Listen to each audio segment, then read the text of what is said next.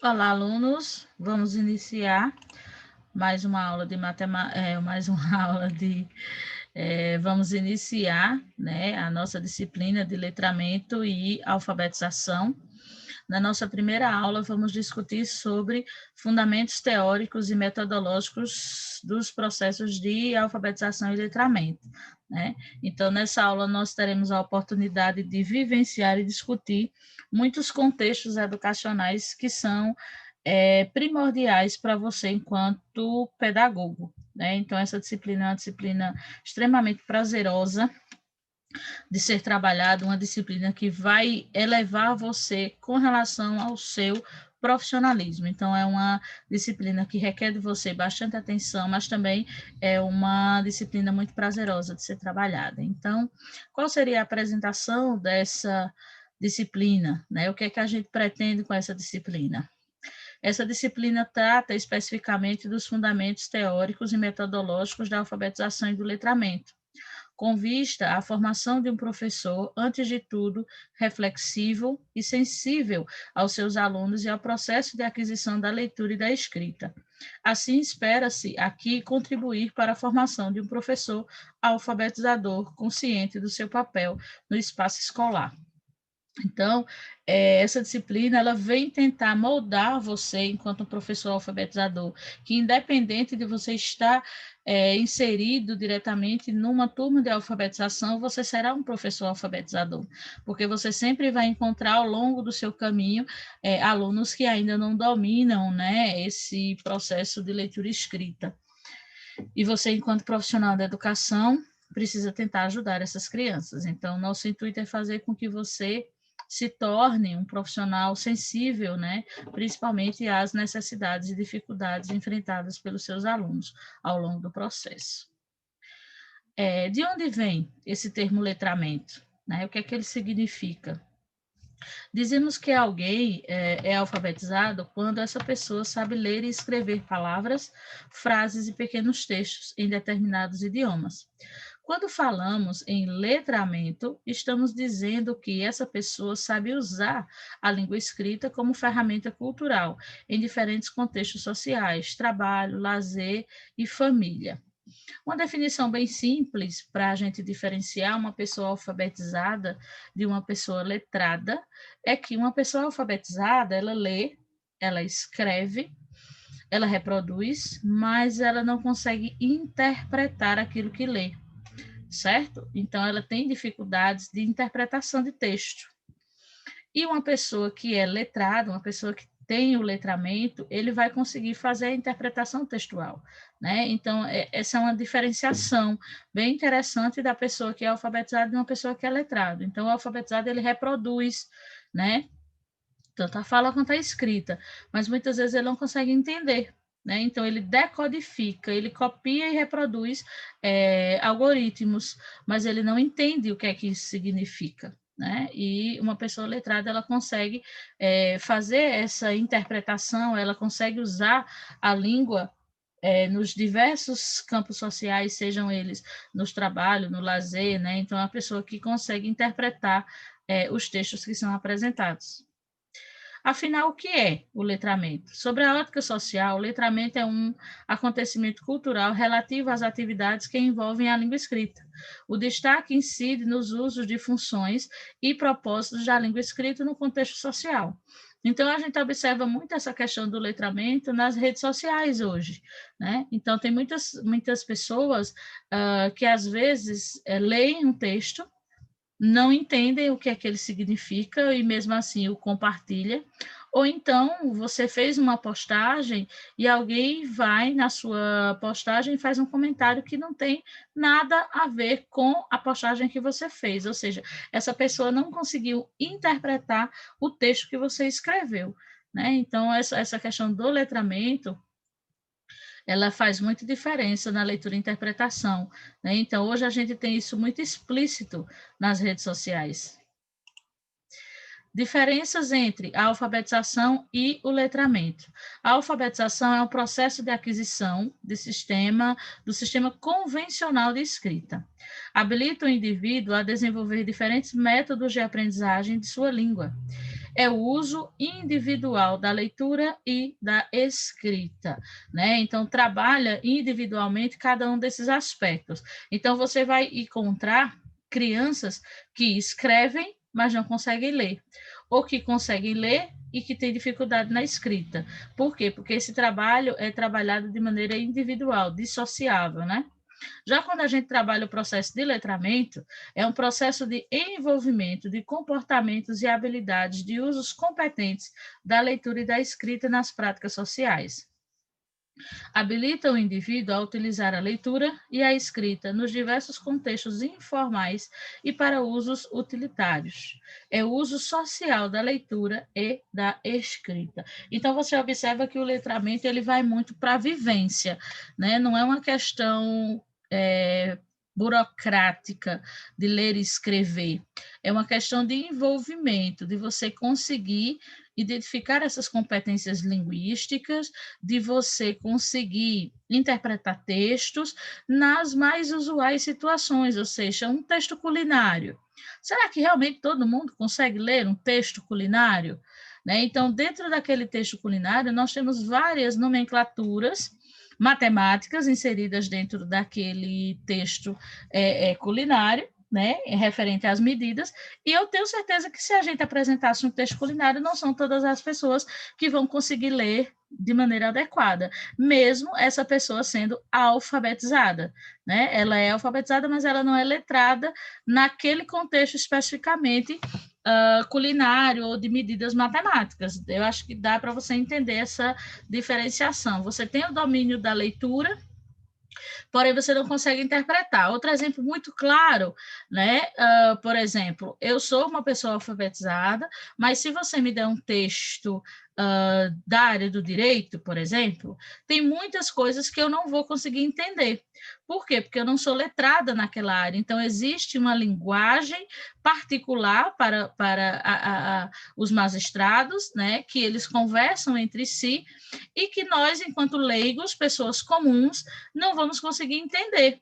Né? Então, por exemplo, se eu for ler um texto voltado para a questão do direito, eu vou precisar do auxílio de um dicionário para identificar o que é que aquela palavra significa, para que eu consiga contextualizar aquela palavra. Então, a partir do momento que você busca o significado de uma palavra, que você busca contextualizá-la, então você está se letrando sobre aquele contexto, né? Então, assim, quando a gente fala, né, desse processo de alfabetização e letramento, a gente precisa entender os vários aspectos. Por exemplo, se eu levo para vocês um texto matemático, que eu trabalho com os meus alunos da turma de matemática, talvez boa parte de vocês não consiga entender. Parece que a gente está falando uma língua diferente. Por quê? Porque existe um linguajar matemático próprio, né, que quem está inserido dentro desse contexto consegue entender. Quem está fora não consegue. Você é uma pessoa alfabetizada, porém você não é letrada naquele conhecimento específico. Então, você acaba ficando leigo naquele contexto. Então, eu espero que tenha dado para entender, a partir desses exemplos, essa diferenciação de alfabetização e letramento. A independência e interdependência entre alfabetização e letramento. São processos paralelos, simultâneos ou não, porém complementares. Alguns autores devem ser um processo de aprendizagem único e indissociável. O que é que eles defendem? Que esse processo de alfabetização e letramento, eles precisam ser um processo paralelo que cresça simultaneamente. Isso é o que defende alguns. Outros dizem que ele não precisa crescer simultaneamente, que eles podem ser apenas um complemento do outro. Então, a gente vai ter a oportunidade de identificar que existem autores que têm umas vertentes bem diferentes com relação a esses temas, né?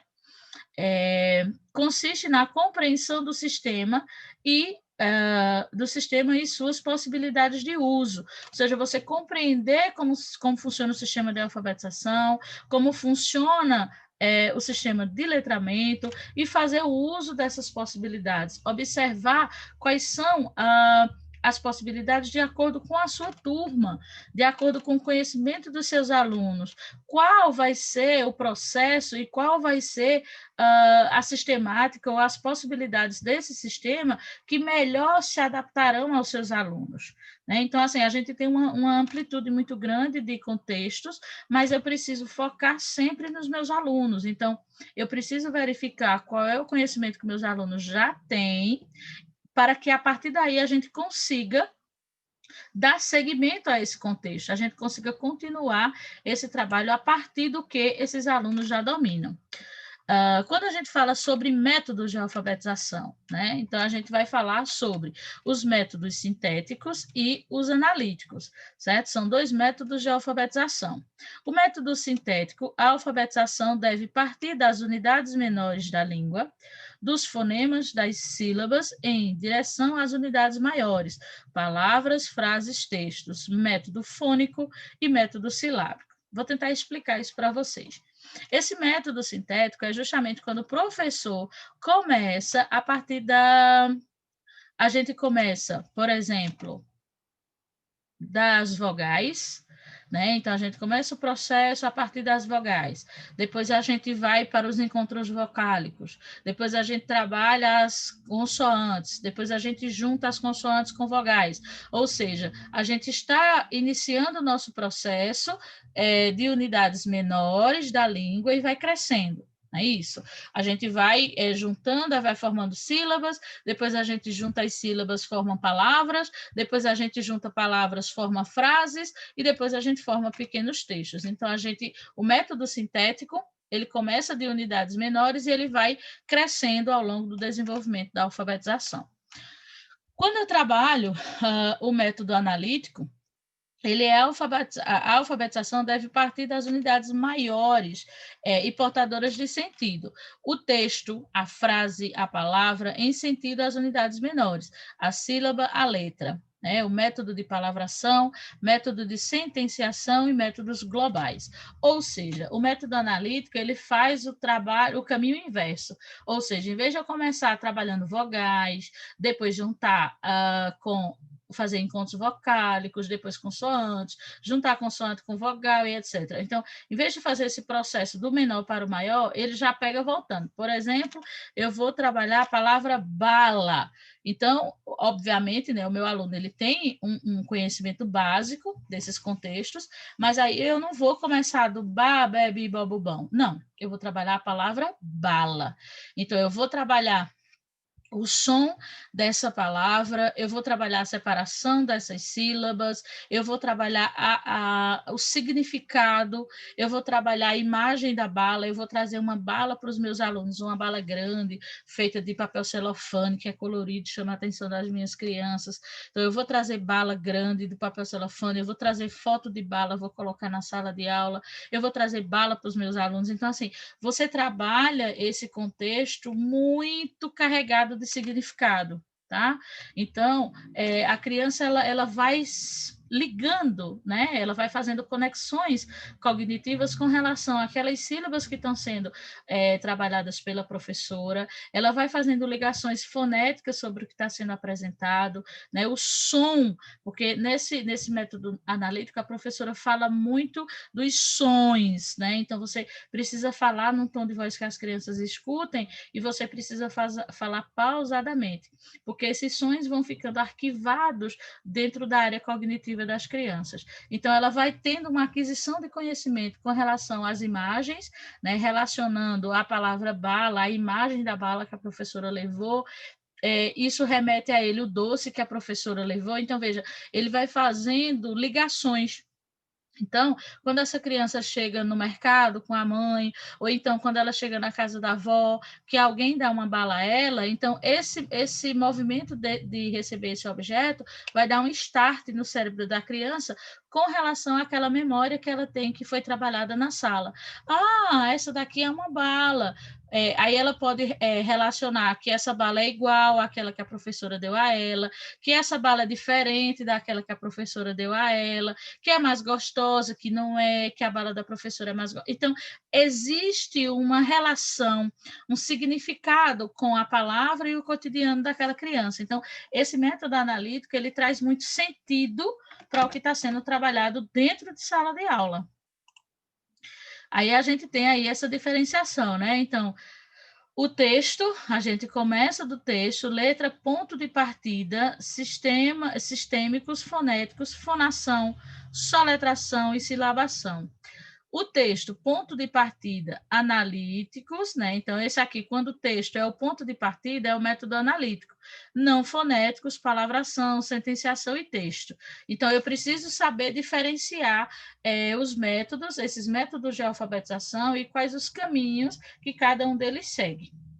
Aí a gente começa a falar um pouco sobre eles, né? Então, quando eu falo desse método sintético, o silábico fônico, né? Então, a gente começa falando das famílias silábicas. Então, a primeira coisa que você precisa trabalhar, né, obviamente, a criança precisa conhecer, né, o som da letra A, da letra E, do I. Então, ela precisa ter esse conhecimento já arquivado dentro da sua cabeça, para que a partir daí você insira o fonema da letra P. Né? Então, essa criança vai ouvir repetidamente a professora falar da letra P, certo? E depois você vai ouvir essa palavra juntando. Ou seja, hoje a gente aprendeu a palavrinha P. Se a gente juntar esse P que nós falamos hoje, que aprendemos hoje, com a letrinha A de abelha, como é que a gente vai juntar? Como será que fica? Vamos tentar juntar? Então, vai ser o par. Então, assim, o professor alfabetizador ele precisa fazer esses movimentos inúmeras vezes, né? Porque, como nós lidamos com pessoas diferentes, tem crianças que vão conseguir fazer essa absorção mais rapidamente. Já tem crianças que precisam que você repita algumas vezes para que ela consiga entender essa junção, esse som e esse significado. Certo? Então, aqui a gente vai juntando. Então, veja que aqui a gente começa esse processo de juntar o fonema do P com o A da panela, com o P, com o E, que fica pé de peixe, de pé. Então, assim, o professor ele precisa falar bastante olhando para os alunos, né? Do mesmo jeito que eu estou falando para vocês, independente de vocês, nós não estarmos presencialmente, né? Mas essa movimentação de boca é muito importante para que os seus alunos consigam ir absorvendo esse contexto e sempre trazendo significados. Esse pi é de quê? É o P com o I, fica pi. E esse pi é de que palavra? Pipa. Então, aqui você já junta duas sílabas que foram trabalhadas. Pipa. Então, você precisa falar devagar, você precisa falar repetidas vezes, os alunos precisam repetir para que eles consigam decodificar. E nesse método analítico, a gente vai identificar muito essa moça aqui, né, que é a velha e conhecida cartilha Eu Gosto. Né? Então, na aula, a professora cita a cartilha Eu Gosto, e eu acredito que vocês já devam ter ouvido falar sobre ela. Eu me lembro de várias lições da cartilha Eu Gosto, porque foi uma cartilha utilizada durante muitos anos para alfabetizar. E hoje, com todas essas mudanças, com toda essa contextualização, você ainda acha muitos professores agarrados com a cartilha Eu Gosto, literalmente, né? Ou seja, que acham realmente que esse método é o correto e etc. Esse método não é ruim. O método analítico não é ruim. Porém, ele é um método muito vazio, muito sem significado. Veja, quando eu digo que ele é um método um pouco vazio. Por quê? Lição 14. A gente ia trabalhar tatu. E aí a gente trabalhava muito a repetição. Então, aqui a gente tinha o nome tatu com letras minúsculas de imprensa, com letras minúsculas cursivas, trabalhava muito essa interpretação de letra de imprensa e letra cursiva, onde eu encontro a letra cursiva, onde eu encontro a letra minúscula, quais são os meios de comunicação onde eu encontro esse tipo de letra, isso ainda se trabalha dessa mesma maneira. Aí aqui a gente já tem, né, essa mesma letra minúscula de imprensa, mas com uma outra formatação. Então, por isso que eu preciso mostrar aos meus alunos onde eu encontro esse tipo de letra de imprensa, onde eu encontro esse outro tipo de letra de imprensa, e aí a gente ia fazer essa formatação. Então, eu vou trabalhar tatu, aí eu começava tá, té, ti, tó, tutão, tá, té, ti, tó, tutão. E assim a gente ia, minha gente, até umas horas. Então, a gente começava com a escrita, depois a gente ia fazer o exercício dessa letra cursiva para trabalhar infinitas vezes até que a gente conseguisse reproduzir essa letra da melhor maneira possível. Então, a gente começava com esse processo, era tá, té, ti, tó, tutão, né? E a gente trabalhava essa família sem que ela tivesse um significado, né? Esse té é de onde? De onde vem esse té? Té está ligado a que palavra, né? Aí, depois disso, que era um processo realmente de decorar, né? De decorar a família. Então, a gente, no dia da lição 14, a gente ia falar sobre o tatu e ia aprender a família do tatu, tá? Até tutão. A tarefa de casa era estudar essa família para no dia seguinte dar à professora. Na sequência, nós tínhamos o quê? O estudo de palavras, certo? Então, veja que aqui ele trabalha algumas palavras escritas na forma de imprensa, na letra cursiva, para que você faça a reprodução, atrelado a algumas imagens, certo? Ok. Até porque esse tucano aqui não tem nem muito a ver com a realidade, né? Mas vamos lá, seguimos o baile. Aí depois você tinha essas leituras de palavras para você estudar, porque você tinha que dar todas essas palavras para a professora. Então, você tinha que estudar em casa para no dia seguinte decorar essas palavras e trazer para a professora. Depois disso, aí a gente ia para o texto. Então, toda vez se fazia desse jeito. Vamos para a família da panela. Então, a gente vai trabalhar a família do pá, aí vai trabalhar a ortografia do pá, depois vai estudar as palavras, depois vai estudar o texto. Então, assim, você trabalhava toda vez da mesma maneira e muitas dessas palavras, elas não tinham significado. A gente aprendia porque era necessário que a gente decorasse isso para trazer para a professora. Mas vamos dizer que a criança não sabe o que é uma teia. Ou seja, antes de trabalhar essa palavra, eu precisava mostrar a essa criança o que é que significa uma teia de aranha, quem mora na teia, sabe? Então, assim, é você dar significado. Ó, vê só uma palavra que a gente trabalhava bastante. Peteca. Qual é a criança que sabe no mundo o que é uma peteca? Né? Então, assim, a peteca não é um brinquedo que seja habitual, né? A não ser que a professora tenha uma peteca, mas mesmo assim ela fica muito sem sentido, porque não é um brinquedo que faça parte do cotidiano dos alunos, sabe? Então, assim, são várias questões que precisavam ter um pouco mais de significado para que a criança pudesse entender justamente esse contraponto que a gente encontra nesses outros métodos, né? É quando você tem que trabalhar a questão do significado, de dar sentido àquilo que você está trabalhando com os alunos.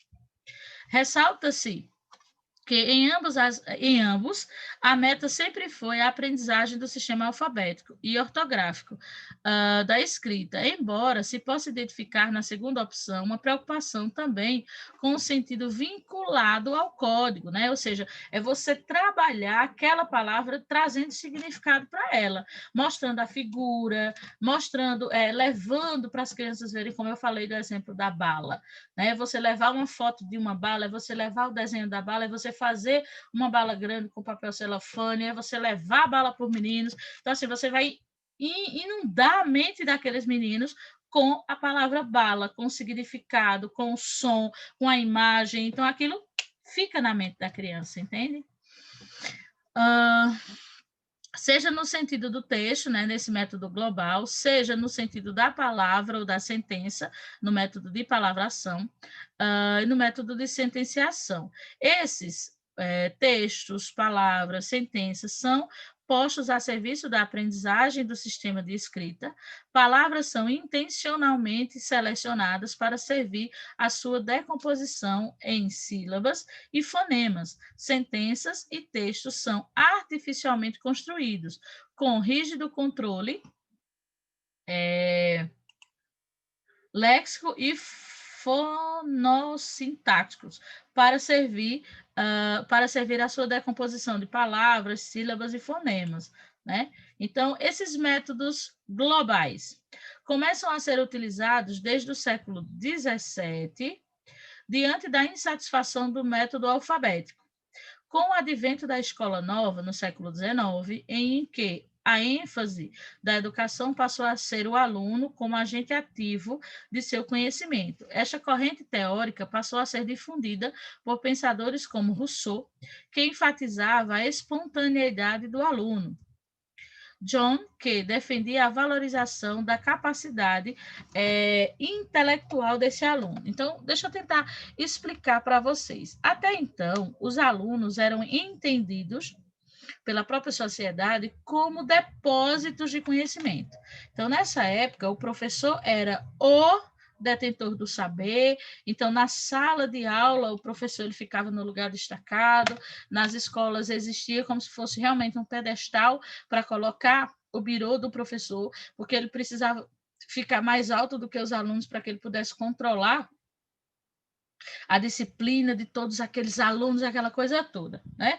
Esses alunos eram enfileirados nessas filas indianas, né? Lembrando totalmente a questão do militarismo, então não existia a socialização, se pensava que a aprendizagem era conseguida através do silêncio, do controle e da disciplina. Então não se trabalhava a socialização entre as próprias crianças, né? Então as crianças que se socializavam eram taxadas como indisciplinadas, como crianças que não tinham interesse de aprender e etc. Então, existia esse tipo de metodização. Então, houve, né, essa insatisfação com esses resultados desse método alfabético, e foi quando se tentou mudar, né, esse contexto, essa linha de pensamento. E aí a gente começa com as variações dos métodos globais. São os métodos idiovisuais, né, que é a questão do construtivismo, e o socio-interacionalismo, ainda que esses não possam ser considerados de fato métodos, mas sim linhas teóricas a serem seguidas. Sugestão de leitura: a entrevista com Fernando César Capovilla, professor de neuropsicologia da USP e especialista em distúrbios distúrbios da comunicação e da linguagem. Então, essa sugestão dessa leitura, dessa entrevista, eu mando para vocês junto dos materiais que vai sobre esse assunto. Apesar dele ser um assunto extenso, a gente tem um slide grande para discutir, mas ele é um assunto muito importante e precisa ser trabalhado. Então, quando trabalha essa questão do construtivismo, né, quando chega, né, esse construtivismo aí, nos anos 80, a perspectiva psicogenética da aprendizagem da língua escrita, divulgada entre nós, sobretudo pela obra pela obra e pela atuação formativa de Emília Ferreiro sobre a denominação de construtivismo, trouxe uma significativa mudança de pressupostos e objetivos na área da alfabetização, porque alterou fundamentalmente a concepção do conceito de aprendizagem e apagou a distinção entre aprendizagem, sistema de escrita e práticas efetivas, né, nessa questão da linguagem da escrita. O que é que acontece, o que é que dá errado nesse negócio? Por quê? Porque esse movimento, né, construtivista, ele tem uma ideologia muito bacana, ou seja, é quando Emília defende que a criança ela tem o seu potencial intelectual, ela aprende se socializando com os outros. Então, não existe a necessidade da gente deixar a nossa sala enfileirada, porque se elas estão enfileiradas, essas crianças não têm contato, não existe, existe uma dificuldade de socialização. Se a gente organiza a nossa sala em círculos e semicírculos, ou se a gente agrupa os nossos alunos de duplas ou trios, então essas crianças vão estar constantemente trocando informações, se socializando umas com as outras e trocando conhecimento, né? O professor, ele sairia desse papel, desse pedestal, né, de superior e detentor do conhecimento e se tornaria um mediador do conhecimento. Perfeito. Porém, na época, houve um equívoco muito grande com relação à questão do construtivismo, né? Primeiro, não se trabalhava com notas no construtivismo, se trabalhava com conceitos, né? E esses conceitos eram adquiridos justamente a partir do desenvolvimento da criança ao longo do processo educacional. A criança não era medida única e exclusivamente por uma prova trimestral que era feita e tarará, que era aquele terror na criança. Não. O professor iria analisar todo o processo de desenvolvimento daquela criança ao longo do processo educacional, né? E iria atribuindo conceitos, realizando diagnósticos, né? Então, essa criança tem uma desenvoltura muito interessante na fala, ela é muito expressiva, ou ela é muito tímida, então a professora ela ia fazendo análises comportamentais daquela criança e do desenvolvimento da mesma durante o seu processo de aprendizagem, né? Então, essa seria a estruturação correta para o construtivismo, que teria sido muito plausível se tivesse trabalhado dessa forma, mas não foi. Ou seja, essa denominação do construtivismo, ela chegou para os professores de uma maneira muito errônea. Ou seja, nesse momento, o construtivismo, né, os alunos podem tudo. Tudo que o aluno fizer na sala de aula, você tem que dar nota, você tem que pontuar, né? Você tem que dar um conceito, era aquela agonia, aí era DDC, que era desempenho construído, V. DEC, desempenho em construção, e DNC, desempenho não construído. Eram esses os conceitos que se trabalhavam nessa época. O que acontecia? Existia uma cobrança muito grande sobre os professores, que aquele aluno veio para a escola, ele tem que ter aprendido alguma coisa, professora. Você passou esse tempo todo, esse menino tem que ter aprendido alguma coisa. Então, assim, foi um processo que mudou e que não foi realmente trabalhado de maneira clara com os professores. Então, os professores entenderam que antes, veja que ruptura. Antes, eles tinham uma moral muito grande, então, os pais acreditavam cegamente nesses professores, né, independente dos abusos que eles cometessem com seus filhos, o professor tinha razão e o filho dele estava sempre errado. Né? Então, assim, a gente já discutiu algumas vezes que em educação nada ao extremo é muito satisfatório, nem traz resultados tão satisfatórios assim. Né? Então, quando você trabalha essa questão de que o professor está sempre certo, quando ele puxava a orelha da criança, quando ele batia nessa criança com a palmatória, quando ele deixava essa criança ajoelhada no milho por horas e horas, quando ele proibia essa criança de ir ao banheiro fazer as suas necessidades fisiológicas. Então, assim, para que, a partir desses castigos, ele conseguisse se impor e conseguisse fazer com que essa criança lhe respeitasse e mantesse a disciplina. Né? Então, assim, existia um abuso por parte de alguns professores com relação a essa autonomia exacerbada que eles tinham. Né? E não adiantava as crianças dizerem aos pais que haviam sido maltratados ou que a professora fez isso ou fez aquilo, porque os pais acreditavam totalmente nos professores. Então, se você fez alguma coisa, se você ficou de castigo, é porque você fez alguma coisa errada.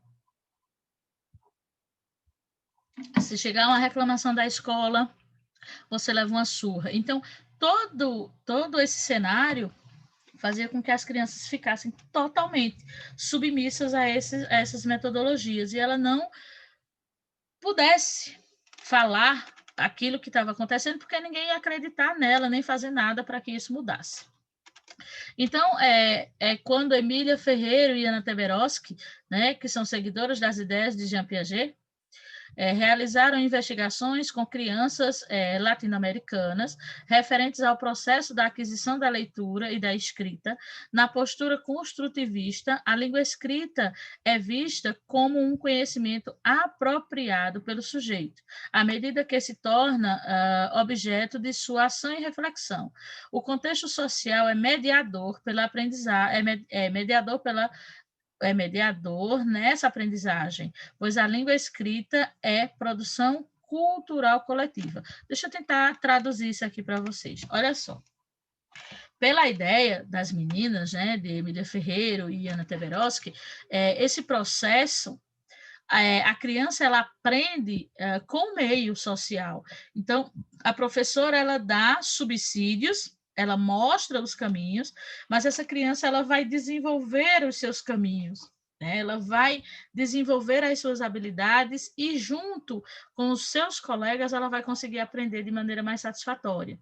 Então, quando essa informação chega para os professores, o que é que isso significa? Olha, o menino agora aprende só.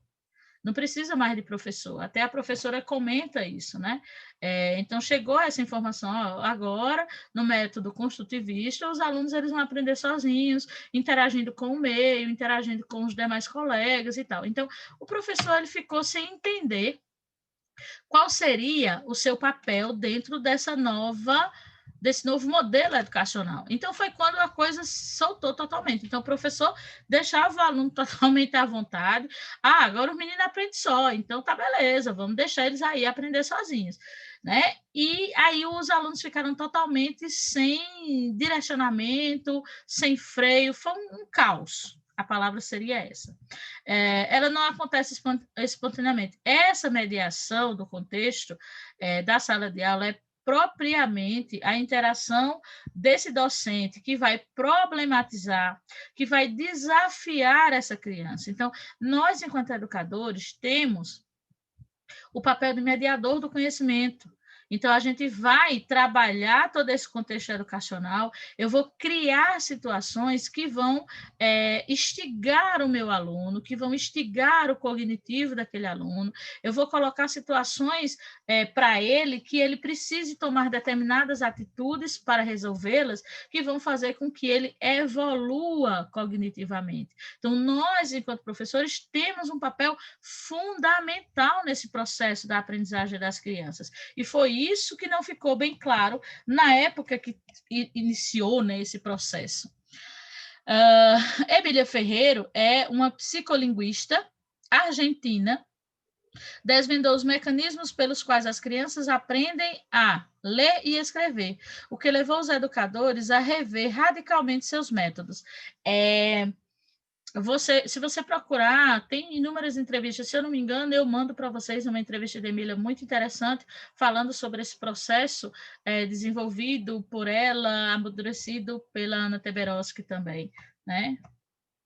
E aí vamos falar sobre ele, né? Sobre o construtivismo. Para você ter uma experiência bem bacana, procure, se você tiver acesso, um professor bem antigo, né, com seus 40, 45 anos de sala de aula, e pergunte a ele o que é esse método construtivista, se ele foi bacana quando ele foi inserido, para que esse professor te dê uma noção sobre o que houve na época que chegou esse construtivismo.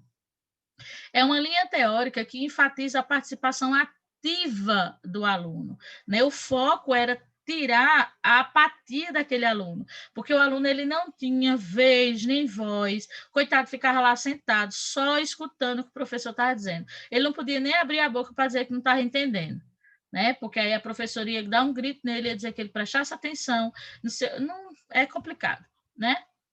Então, ele trabalhava, né, enfatiza a participação ativa do aluno no processo de construção do conhecimento.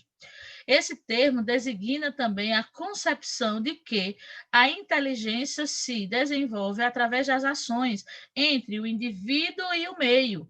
Ou seja, essa socialização, essa problematização que a professora traz para a sala de aula faz com que esse indivíduo desenvolva a sua questão intelectual. O papel do professor é de investigar os conhecimentos prévios do aluno. Então, eu preciso saber qual é o conhecimento que o meu aluno tem, para que a partir daí eu possa traçar as metas para o meu trabalho, né? Seus interesses e procurar apresentar diversos elementos para que o aluno construa seus conhecimentos. Vamos lá. Vou dar um exemplo sobre isso. Quando eu estou trabalhando o processo de divisão das 4 operações, que é aqui os alunos mais têm dificuldade de entender o processo de divisão, tá? Então, eu, enquanto professor, mediador do conhecimento, qual é a minha obrigação? Existe o método de divisão pelo processo mais longo e existe o método de divisão pelo processo mais curto. A minha obrigação, enquanto profissional da educação, é ensinar os dois. Eu começo pelo método mais longo, eu trabalho com os alunos aquele método mais longo. Quando ele já tem domínio daquele conhecimento, quando ele já tem domínio daquele conteúdo, eu apresento a ele o método de divisão mais curto. E aí você dá a esse aluno a oportunidade de escolha. Gente, nós temos esses 2 caminhos, e vocês é quem escolhem qual deles é melhor para que você aprenda. Então, você dá autonomia ao seu aluno de escolher. Por quê? Tem alunos que têm um desenvolvimento, um raciocínio matemático muito rápido. Ele é bom de tabuada, então, para ele, o método mais longo é muito cansativo e maçante. Ele consegue fazer muito bem a divisão, consegue chegar no resultado correto, fazendo pelo método mais curto. Ok? Já tem alunos que têm um pouco mais de dificuldade nesse raciocínio, ele precisa fazer o cálculo passo a passo para que ele mesmo consiga entender. Certo. Então, a sua obrigação enquanto mediador é mostrar que existem os 2 caminhos. E o próprio aluno é quem vai escolher qual caminho é melhor para que ele aprenda. Então, existe essa ligação. O professor mostra o caminho e o aluno precisa ter a autonomia de escolher qual caminho ele vai seguir para a sua aprendizagem. O professor interfere menos em sala de aula e respeita as fases do aluno. Uma sala de aula construtivista deve conter diferentes objetos para serem manuseados pelos alunos, como blocos lógicos, figuras e textos de diversos gêneros. Então, você tem que ter uma diversidade daquilo que você trabalha dentro do seu ambiente escolar. Então, você não pode trabalhar apenas de uma maneira, apenas com um formato, vamos dizer assim, né? Jean Piaget, de 1896 a 1980, trouxe importantes contribuições com seus estudos e epistemologia genética. Em seus estudos, Piaget procurou demonstrar que as crianças se desenvolvem conforme as faixas etárias, né, que ele chama de estágio. Essas fases de desenvolvimento cognitivo são elas o sensório-motor, operacional concreto, o pré-operatório e operações concretas. E a questão, no caso, o operacional concreto está dividido no pré-operatório, e nas operações concretas. E o operacional formal. Olha só, o que eu acho incrível de Piaget é você ter vivido numa época tão distante, tão diferente do que nós temos na realidade da gente hoje, em 2020, e se manter tão vivo e tão coerente com os seus conhecimentos e os seus estudos, né? Porque muito das teorias que foram desenvolvidas por Piaget, que foram aprimoradas por Ana Teberoski, por Emília Ferreiro, são extremamente atuais, né? Então, aí a gente fica pensando, será que realmente era ele que era um gênio ou a gente que não evoluiu, né? Mas os conhecimentos agregados por ele fazem muita diferença na questão educacional. Quando ele trabalha essa questão dos estágios, né, são justamente as fases de aprendizagem das crianças. Ou seja, uma criança com 7 anos, quais são os desenvolvimentos cognitivos que ela precisa ter, qual é a aprendizagem que ela precisa ter nessa faixa etária desse desenvolvimento, certo? Então, é importante que você conheça essas fases e esses estágios para que você realmente consiga entender se seus alunos estão no ritmo correto, se eles estão a mais ou se eles estão a menos do que deveriam estar. E Vygotsky, Vygotsky, 1896 até 1934. Teve importante contribuição para o construtivismo. Para ele, o conhecimento se dá através da interação social. Sendo assim, Vygotsky dá ênfase ao aspecto interracionalista na aprendizagem, em que as crianças aprendem interagindo socialmente. Nessa linha teórica, o papel do professor é de mediador do conhecimento e, portanto, mais ativo do que na concepção piagetiana. O conhecimento se constrói no relacionamento entre o professor e aluno.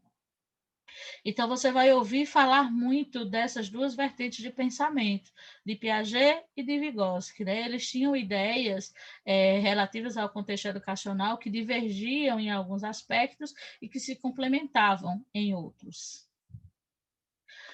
Para os construtivistas, ler é muito mais do que decodificar, pois exige contato com muitos livros, acesso à leitura, textos jornalísticos, científico, uso de atividades dinâmicas.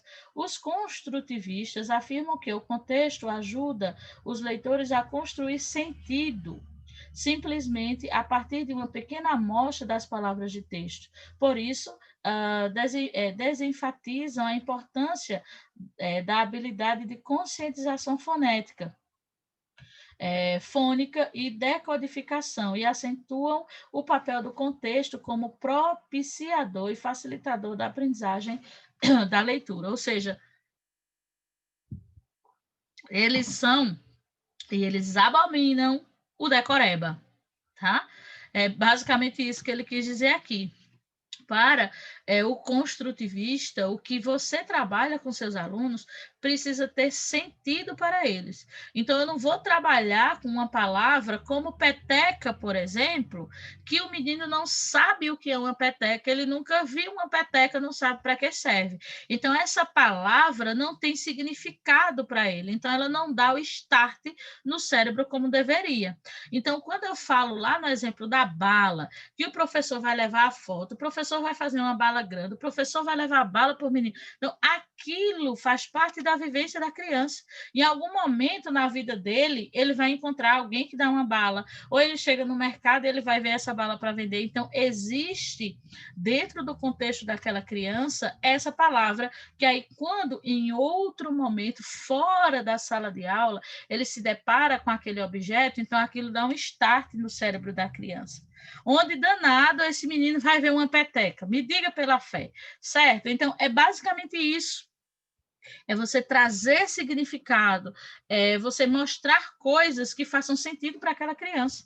Isso vai fazer com que ela aprenda mais rápido, porque aquela palavra tem um significado, ele vai encontrar aquela palavra em várias situações do cotidiano dele. Quando eu falo da questão tradicional, né, desse método de alfabetização, o mais importante seria a questão do sintético, né, da parte para o todo. Então, a gente começa de partes pequenas para chegar no texto.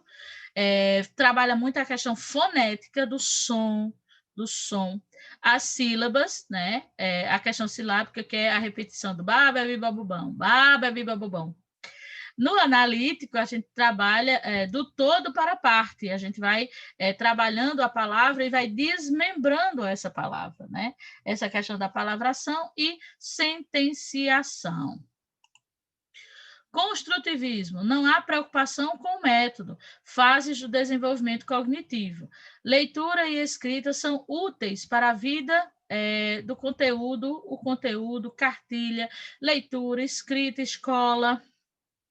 Desenvolver a linguagem e ter acesso aos diferentes tipos de texto, rótulos, receitas, jornais, bulas de remédio, parlendas, contos, histórias, desenvolver a linguagem, leitura de texto, da cartilha do livro, leitura oral. Então, assim, você observa que o construtivismo ele traz muito da questão do tradicional, mas ela vestida com roupas muito diferentes. Então, eu não vou me agarrar na cartilha eu gosto e trabalhar, e trabalhar, e trabalhar o tempo todo a mesma coisa, né? Então, eu vou trabalhar uma receita, eu vou trabalhar uma notícia de jornal, eu vou trabalhar uma bula de remédio. É tão importante que os alunos conheçam o que é uma bula de remédio. Quando eu compro um remédio, eu preciso ler aquela bula para ver se realmente eu posso tomar aquela medicação. Eu trabalhar contos, eu trabalhar música. Já imaginou? Você vai trabalhar leitura através de música? Então, assim, ele trabalha esse contexto tradicionalista, só que com várias roupas diferentes. A interação social, o conhecimento se dá através da troca com o outro, né? E atividades em grupo. Construtivismo, sua influência no processo de alfabetização. O construtivismo surge como uma teoria sobre a origem do conhecimento que busca caracterizar os estágios mais recentes, baseados no estudo de Piaget, que considera o conhecimento como um processo de organização de dados. Dessa forma, ao direcionar o construtivismo para a questão da alfabetização, pode-se considerar que o mesmo oferece uma contribuição substancial na busca de compreensão da língua escrita. Então, aqui é quando ele fala, né, dessa questão de trabalhar que a alfabetização nada mais é do que uma organização de dados. Você vai organizando e arquivando aqueles dados no seu cérebro. Olha que coisa interessante. No processo de leitura e alfabetização, você vai encontrar crianças que vão se desenvolver, que vão aprendendo gradativamente. E tem aquelas crianças que, por mais que você mude os métodos, por mais que você faça, aquela criança tem muita dificuldade. E aí, do nada, dá um start na cabeça dessa criança e ela começa a processar tudo aquilo que ficou arquivado até então. Então, o que você fala, o que você leva para aquela criança não se perde. Às vezes, ela arquiva, mas não consegue processar. Entende? Então, cada criança tem o seu ritmo, cada criança tem o seu tempo, né? Então, por isso que se você conversar com o professor alfabetizador, você vai ouvir muito ele falar isso. Tem criança que, do nada, às vezes no final do ano, quando eu já estou totalmente sem esperança, ela do nada ela desenvolve e aí ela começa a processar muito rapidamente, a ler e a aprender tudo que eu ensinei durante o ano todo, ela parece que conseguiu acender uma luz aí. É justamente esse start, essa organização de dados que acontece dentro da nossa mente, dentro da nossa cabeça, das crianças, né? A alfabetização e letramento, repensando o ensino da língua escrita e da linguagem oral. Cansa. As relações entre a linguagem oral e escrita.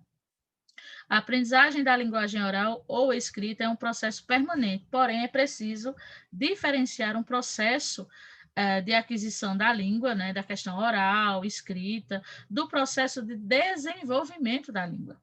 Quem fala em alfabetização e letramento fala igualmente das relações entre a linguagem oral e escrita na perspectiva do processo de aquisição dessa língua.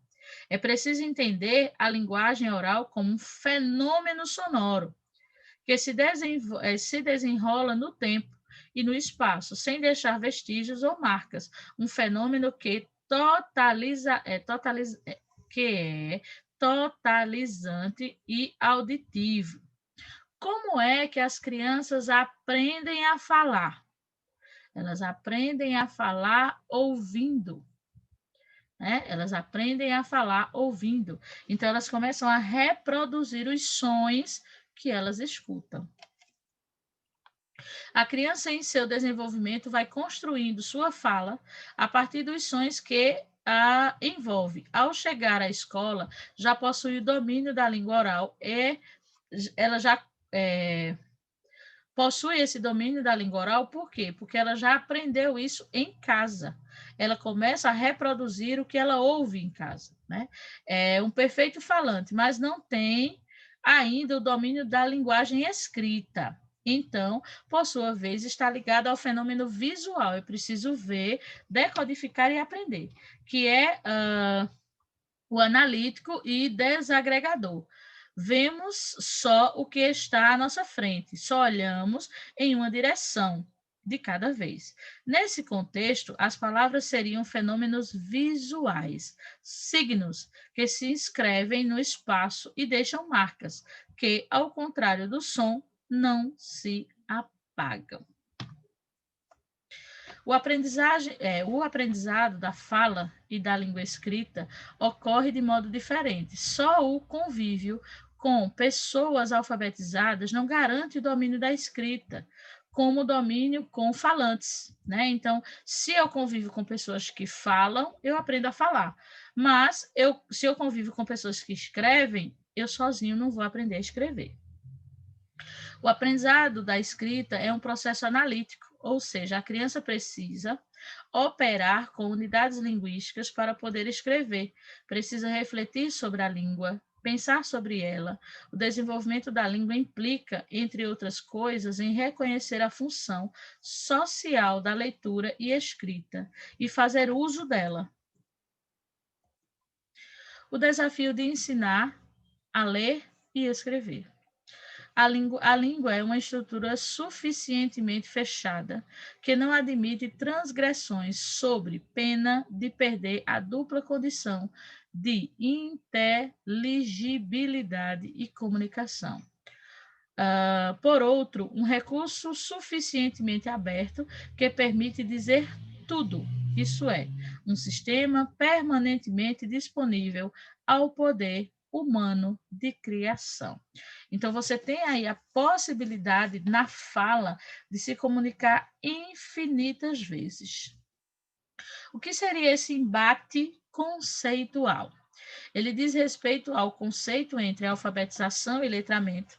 Alguns autores contestam a distinção de ambos os conceitos, defendendo um único e indissociável processo de aprendizagem, incluindo a compreensão do sistema, de sua possibilidade de uso em uma concepção progressista de alfabetização. Nascida em oposição às práticas tradicionais a partir dos estudos psicogenéticos dos anos 80.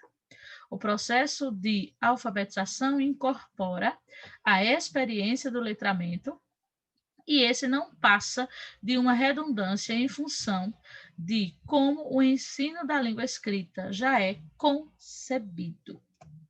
O que seria um embate ideológico?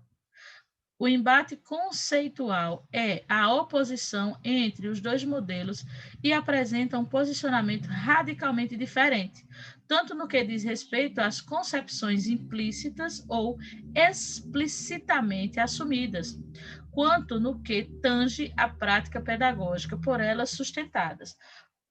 Corresponde a uma prática deducionista pelo viés linguístico, autoritária, pelo significado político, uma metodologia etnocêntrica que, pela desconsideração do aluno, mas que preza a alimentar o quadro do fracasso escolar, se resume ao momento de aprendizagem ao momento de utilizar essa aprendizagem. Esse embate ideológico, ele fala justamente dessas duas ideologias, né, que trabalhavam essa formatação do aluno, dessa questão do autoritarismo, do professor detentor do saber, do aluno totalmente submisso ao professor, desse fracasso, né, que existia nesse processo, porque a partir do momento que o aluno não tem interação, ele não pode dizer o que não entende, né? E o professor ele não busca outras maneiras de tentar ensinar aquele aluno que não está entendendo, que não está conseguindo entender o que o professor está trabalhando daquela maneira, faz com que essa criança venha ao fracasso escolar, ou seja, ela não vai aprender. A professora está falando de uma maneira que ela não consegue entender. Como ela não consegue interagir com os outros colegas, para que alguém explique a ele, vai ficar complicado, né? O modelo ideológico admite a pluralidade das práticas letradas, valorizando seu significado cultural e contexto de produção, rompendo definitivamente com a divisão entre momento de aprender e momento de fazer uso da aprendizagem. Os estudos linguísticos propõem articulação dinâmica e reversível entre descobrir a escrita, conhecimento de sua função e suas funções e forma de manifestação, aprender a escrita, compreensão das regras e métodos de funcionamento e usar a escrita, cultivo de suas práticas a partir de um referencial culturalmente significativo para o sujeito. O esquema abaixo pretende ilustrar a interação das várias dimensões do aprender a ler e escrever no processo de alfabetizar letrando. O alfabetizar letrando é um círculo que gira em torno de descobrir a escrita, aprender a escrita, usar essa escrita. Então, a gente gira em torno desses conhecimentos. A gente trabalha nas crianças essa evolução. Então, é interessante que você identifique a evolução e o significado de cada um desses modelos. Modelo ideológico, pluralidade das práticas letradas, alfabetizar, letrando. Descobrir a escrita, conhecimento de suas funções e formas de manifestação. Aprender a escrita, compreender, compreensão das regras e modos de funcionamento, de como juntar essas palavras, sílabas e etc. Usar a escrita, cultivo de suas práticas a partir de um referencial culturalmente significativo para o sujeito. Né? Então, essa escrita precisa ter significado. Tudo que você for trabalhar para os seus alunos precisa ter um sentido para ele, senão vai ficar bem mais complexo. Quais seriam essas dimensões do letramento? Nós temos a dimensão individual e a social. A individual fala que o letramento é visto como um atributo pessoal, posse individual das tecnologias mentais complementares de ler e escrever. Quando eu falo da dimensão social, eu me refiro ao letramento visto como um fenômeno cultural, um conjunto de atividades sociais que envolve a língua escrita, e de exigências sociais de uso dessa língua. As duas dimensões devem ser priorizadas. Você precisa trabalhar essa dimensão individualizada em cada indivíduo e também essa socialização com o outro. A junção das duas vai trazer o conhecimento dos seus alunos. E aqui nós vamos realizar uma correção das atividades que eu elaborei para vocês sobre letramento e alfabetização, para tentar sintetizar o que foi trabalhado na aula de hoje, apesar de ser um slide extenso, mas os contextos que foram trabalhados nessa aula de hoje são de fundamental importância para que você tenha um conhecimento teórico embasado realmente na realidade desse contexto teórico, metodológico, nesse processo de alfabetização e letramento. Primeira questão. A escrita foi uma evolução dentro das sociedades, pois possibilitou uma nova forma de organização. Sua sistematização está organizada em 3 etapas: escrita sintética, escrita analítica e escrita fonética. Vamos identificar se essas frases que foram atreladas a esse conhecimento, né, sobre a escrita analítica, vamos ver o que é verdade e o que é falso, certo? Quando eu falo de escrita analítica, é a parte da gramática em que o aluno dá nome às orações. Isso está certo, né? Quando eu falo de escrita analítica, ela exige uma grande evolução no estoque de sinais e também uma grande memorização visual para memorização e decifração desses sinais. Vamos voltar. Quando eu falo da escrita sintética, ela exige uma grande evolução no estoque de sinais, ou seja, no estoque de simbologias que você vai arquivando na sua mente. E também uma grande memorização visual para a memorização dessa decifração desses sinais. Isso também está certo. Ou seja, é o momento que você vai decodificando o bar que a professora colocou lá no quadro, e dentro da sua cabeça você já sabe o formato desse bar, que ele é um pedacinho da palavra bala, certo? Então, todas essas informações elas vão ficando arquivadas na sua cabeça de acordo com o que vai sendo trabalhado pelo professor, tá bom? Sobre a escrita analítica, representa uma grande evolução para o sistema de escrita, criando a escrita das palavras, um estágio bem mais complexo, pois o processo de isolar as palavras em uma frase é longo e demorado. Também é verdadeiro, tá? Então, a gente tem aí que as nossas 3 concepções falando sobre a escrita analítica estão corretas. Nossa segunda questão diz assim: ao analisar as escritas produzidas de forma espontânea pelas crianças, Emília Ferreiro observou que todas passam pelos mesmos processos de elaboração. Depois identificou esses processos de aquisição da escrita, denominadas de etapas.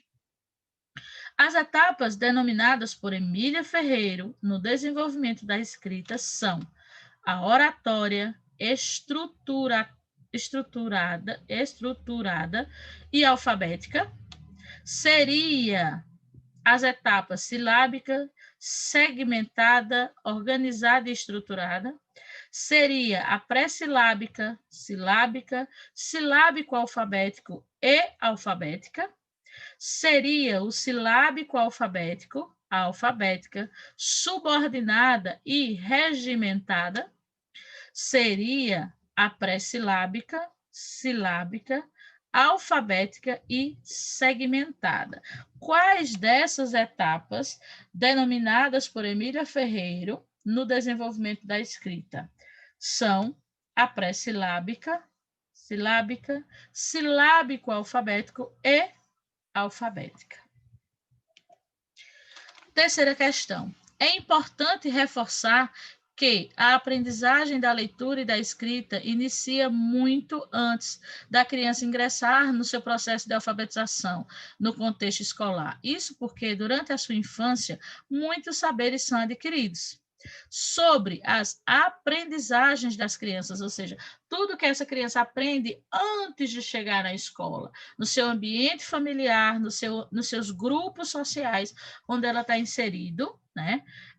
Precisam ser desconsideradas pelos educadores. O importante é o ensino que se inicia exclusivamente na escola. A gente não precisa ser nenhum gênio para saber que isso é falso, né? Aqui. Falso. Nenhum conhecimento deve ser desconsiderado, nada. Tudo é aprendizagem, tudo vai ser aproveitado. Está totalmente errada essa frase. Não tem nem o que identificar de errado, ela está toda errada. Precisam ser avaliados pelos educadores com notas e relatórios. Oh, meu Deus, estou toda... Também está errado. Esse conhecimento ele vem agregar, ele não pode ser medido, até porque a realidade social de cada criança é diferente. Então, a aprendizagem social que essa criança traz para a escola é totalmente diferente. Então, como é que você vai avaliar se a realidade deles são diferentes? Precisam ser consideradas pelos professores no processo de aquisição da escrita. Óbvio, você precisa identificar qual é o conhecimento que essa criança já tem, né, para que a partir daí você possa desenvolver um trabalho mais satisfatório com essas crianças, para que você eleve o ensino dessa criança, você faça com que essa criança aprenda de maneira mais satisfatória. Então, meus amores, aqui a gente finaliza a nossa primeira aula sobre alfabetização e letramento. Então, voltem aí, estudem esses conceitos, façam as anotações de vocês, porque tem alguns conceitos, principalmente esses silábicos, pré-silábicos, essas evoluções são um pouquinho confusas. Então, façam as anotações que vocês acharem necessárias, estudem, que esse conteúdo é maravilhoso. A gente se vê semana que vem.